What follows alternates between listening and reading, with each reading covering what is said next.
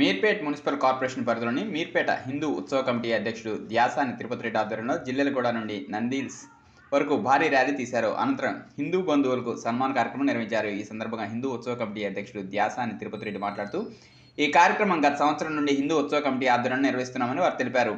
హిందూ పండుగలను అందరూ ఒక చోట చేరి జరుపుకునే విధంగా ఈ దేశాన్ని హిందూ దేశంగా పిలిచే దాకా ఇలాంటి కార్యక్రమాలు ప్రతి పండుగకు పురస్కరించుకుని ఇలాంటి కార్యక్రమాలు చేస్తామని ఆయన తెలిపారు. మన దేశంలో మత మార్పిడిలు ఎక్కువ జరగడంతో హిందూ అందరినీ ఐక్యంగా ఉంచడం కోసం పాటుపడుతున్నామని ఆయన తెలిపారు. ఈ కార్యక్రమంలో Meerpet municipal corporation cluster 1 BJP అధ్యక్షుడు పసునూరి భిక్షపతి, చారీ క్లస్టర్ 2 బీజేపీ అధ్యక్షుడు ముఖేష్ కుమార్, బీజేపీ నాయకులు మద్ది రాజశేఖర్ రెడ్డి, జిల్లా ప్రభాకర్ రెడ్డి, రవీందర్ రెడ్డి తదితరులు పాల్గొన్నారు.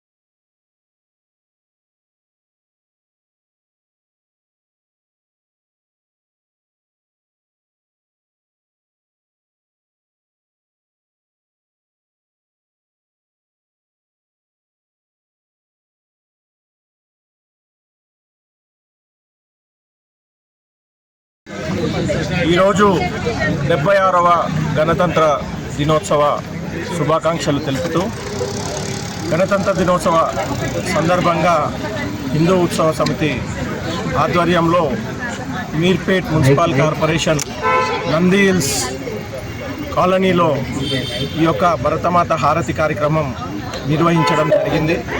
ఈ యొక్క హారతి కార్యక్రమం అంగరంగ వైభవంగా మన ఈ నందిల్స్ కాలనీలో కాలనీ పెద్దలు మరియు కాలనీ వాసులతో ఎంతో ఆహ్లాదకరంగా మన సాంస్కృతిక కార్యక్రమాలు నిర్వహిస్తూ ఈ యొక్క కార్యక్రమాన్ని జయప్రదం చేసినందుకు కాలనీ వాసులకు, అలాగే మీర్పేట్ కార్పొరేషన్లో పార్టీలకు అతీతంగా ఈ యొక్క కార్యక్రమానికి వచ్చిన కార్పొరేటర్లకు కానీ, పెద్దలకు కానీ, వివిధ పార్టీల లీడర్లకు కానీ ధన్యవాదాలు తెలుపుకుంటున్నాం.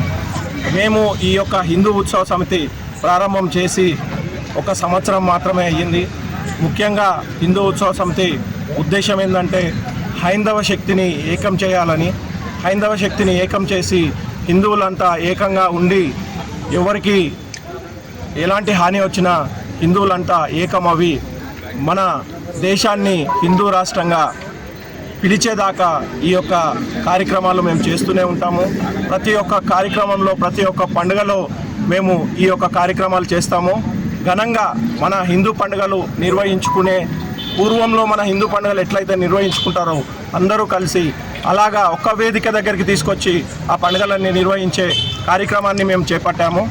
అలాగే ఈ యొక్క హిందూ ఉత్సవ సమితి ముఖ్య ఉద్దేశం ఏంటంటే మన దేశాన్ని హిందూ రాష్ట్రంగా పిలిచేంత వరకు మేము ఈ కార్యక్రమాలు ఇలాగే కొనసాగిస్తామని ఈ సభాముఖంగా తెలియజేసుకుంటూ, ఈ ఒక కార్యక్రమాన్ని విజయవంతం చేసిన ప్రతి ఒక్కరికి పేరు పేరున ధన్యవాదాలు తెలుపుకుంటున్నాను.